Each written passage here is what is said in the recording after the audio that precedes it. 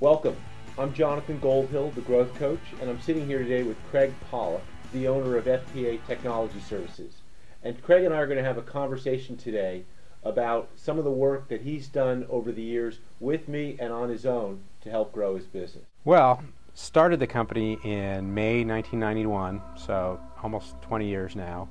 We're a outsourced technology services firm, so basically we provide outsourced technology to small to mid-sized businesses rather than them incurring the cost of having an in-house IT person. What we believe is special and unique about us, and our unique selling proposition, is that we focus on IT from the business perspective. We're thinking about things from the business perspective and from the owner's perspective and from the key business decision maker's perspective rather than just the technology. You know, from day one, when it was just myself and my partner, there were the two of us, and from day one we always knew that we wanted to build the business, and we always knew that to build a business successfully it had to be based on the processes.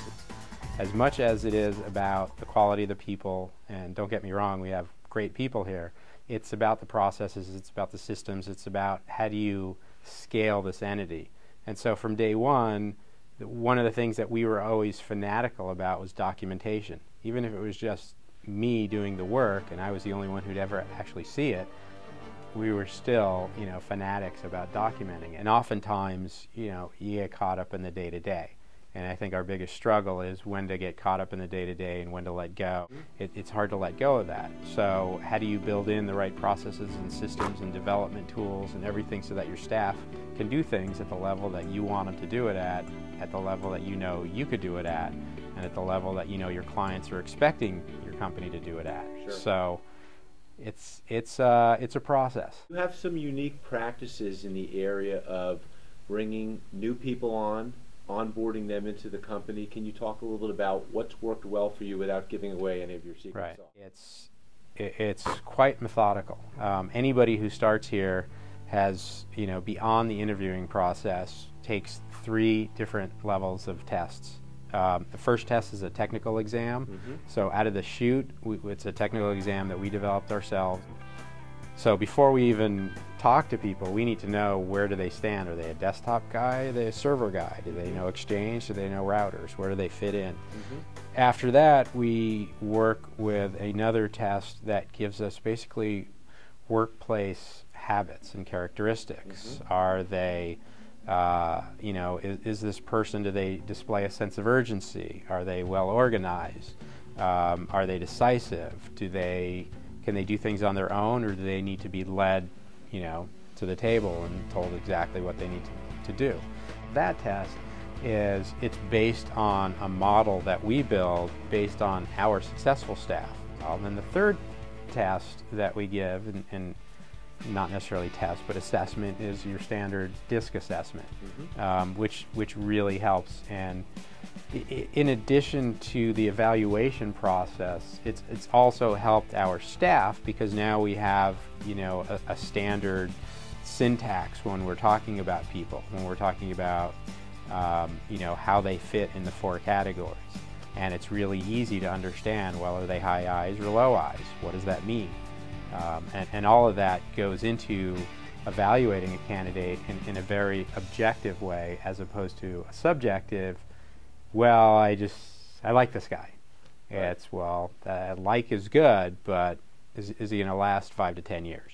We have our graduation requirements. So beyond FPAU just being about training, we also have metrics in terms of the first 3 months and what it means to graduate, quote unquote, Right. their introductory period. After the 3rd month, there's an FPAU final.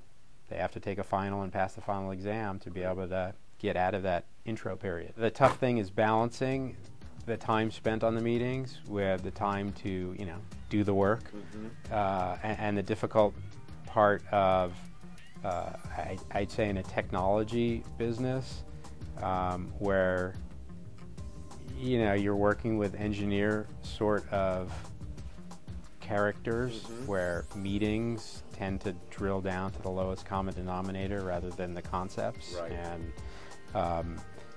so It's oftentimes that we have to stay on track with our meetings, know what the purpose is, stay focused, know what we're trying to deliver at the end result. Always a challenge to bring creative and fun processes maybe to an engineering-driven company. Well, True. you have done lots of things to drive the success of this business, and your business has been through many transitions, including transitions in leadership. Can you talk a little bit about maybe at the managerial level what you've done to transition employees and staff level people into managers and managers into leaders and leaders into an ownership mindset? What are some things that you've done in that area, or what advice would you give to another small business owner in that area? Right. Well, obviously the first thing is hiring great people. And that's not necessarily people that can hit the ground running, but people with the potential that they ultimately will. The thing that we try to bring to the table is that communication, is that growth, is, one of the things that we talk about here is developing a culture of constant improvement. It's all about getting better. And it's the mindset and offering, a wide range of programs for growth. So let's just shift a little bit to the role of coaching and what coaches can do in a company like yours. Talk about a little bit more about some of the what your philosophy is on coaching. And I know you're a coach also of Little League, or hockey. Hockey League. Hockey League. But talk about the role that coaches can play in a business owner's life. Well, I think, coaching is huge because it brings an outside perspective.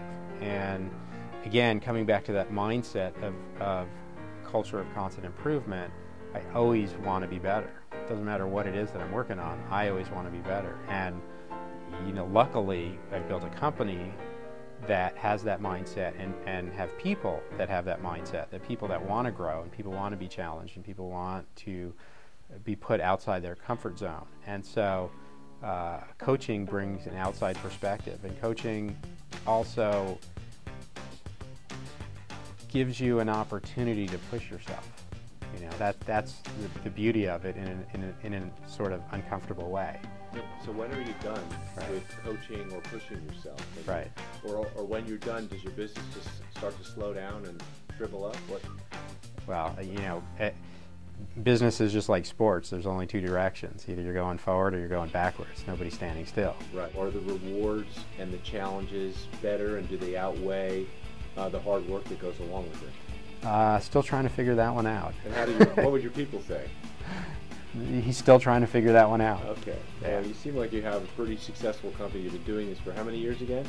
Close to 20. 20, and right. You've built a successful company, and we're in a beautiful office environment here on the 7th floor in the heart of Encino, California. And it's been a pleasure sitting and chatting with you today. Well, it's been great talking to you too, Jonathan. Great. Thank you.